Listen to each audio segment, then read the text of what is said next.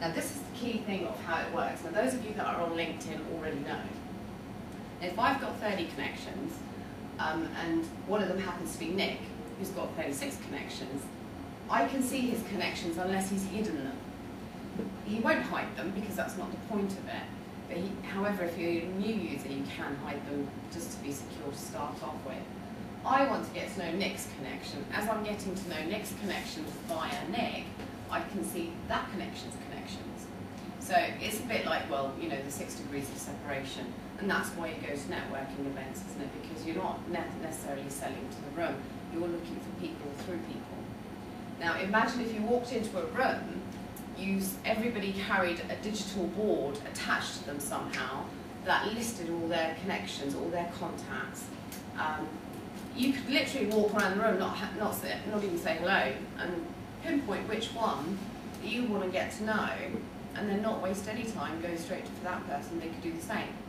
That would be really handy. It would be so, you know, it would not be very sociable, and you know, you can't really imagine. It might not be reciprocal as well. You might have people running around the room after each other, away from each other. That's right, yeah.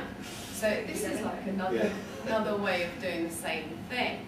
So I can check out Nick's contacts and what they're all about, whether they're useful for me, and find a reason for them to be useful, for me to be useful to them. Get Nick to introduce us. There's a warm call, and it goes down several levels.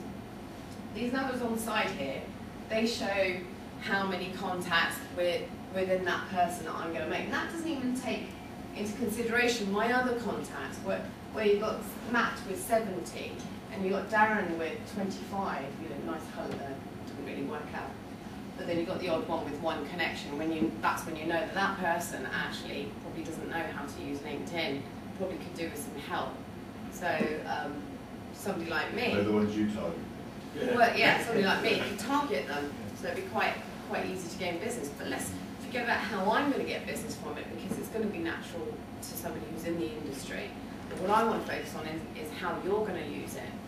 Now, some of the clients that I have are, would you believe, lawyers in firms, one number of many, and they do not necessarily sell. The biggest problem they have, just as in accountancy firms, is that if they manage to do something which is pretty decent for the company, such as spot a new opportunity because they're already involved with a client, they then have to go off to the sales department. The sales department will deal with it, and if it becomes a multi-million-dollar deal, they'll no longer be involved. They're still that little employee as far as they're concerned, and there is no recognition for that. So that's the one thing that they can gain from raising their individual profiles under the company banner. So you'd get a lawyer with the fact that they're talking about the company, updating on what the company's up to, obviously within reason, but the profile is under their name, it's them as an individual. So when they're looking for a new role, or somebody's headhunting them, that's going to play a big part then as well, but it will within the organisation too. But obviously for senior executives and business owners that need to sell directly themselves, it's an important part, because you want this to be coming up in your ranking too, as yet another reference that you're real and you're good at what you do, and it gives you that opportunity to show that you're an online expert, or you're an expert at what you do, but online.